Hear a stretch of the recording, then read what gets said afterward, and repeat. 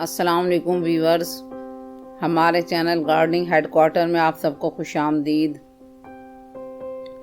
आज हम आपको रिपोर्टिंग के रीज़न्स और तरीक़ेकार बताएंगे। हमें रिपोर्टिंग कब और क्यों करनी चाहिए। पहली रीज़न यह है कि जब हम कोई प्लांट नर्सरी से ख़रीद कर लाते हैं उसे रिपोर्ट करना ज़रूरी हो जाता है। उसकी वजह यह है कि नर्सरी में प्लांट्स को गाची यानी चिकनी मिट्टी में और छोटी से छोटी स्पेस में लगाया जाता है।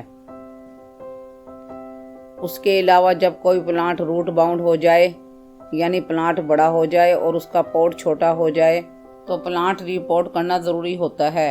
अगर आप अपने प्लांट को पानी देते हैं और पानी डालते ही सारा का सारा पानी गमले से बाहर आ जाता है तो आपके प्लांट की रूट्स बाउंड हो चुकी हैं।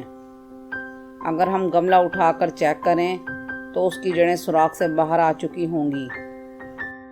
रिपोर्टिंग की एक और अहम रीज़न ये है कि अगर प्लांट की ग्रोथ रुक जाए तो भी रिपोर्टिंग करना ज़रूरी हो जाता है। प्लांट की ग्रोथ रुकने का इस बात से पता चलता है कि प्लांट के पत्ते पीला होना शुरू हो जाते हैं। जब भी किसी प्लांट को रिपोर्ट करना हो तो गमले को हल्का हल्का टैप करें। प्लांट को खींचने या गमले को तोड़ने की ज़रूरत नहीं है। हल्का हल्का टैप करने से मिट्टी गमले को छोड़ देगी और प्लांट मिट्टी समेत बाहर आ जाएगा।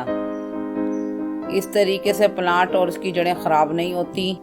फिर हल्के हाथों से मिट्टी को ढीला कर दें और नए पॉट में शिफ्ट कर लें। अगर पहला पॉट छोटा है तो बड़े पॉट में प्लांट लगाएं। इससे प्लांट को ज़्यादा स्पेस मिलेगी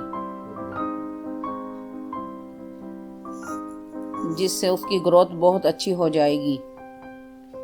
मिट्टी बनाने के लिए हमने 2 हिस्सा मिट्टी, 1 हिस्सा कंपोस्ट खाद और 1 हिस्सा काऊ डंग का इस्तेमाल किया है।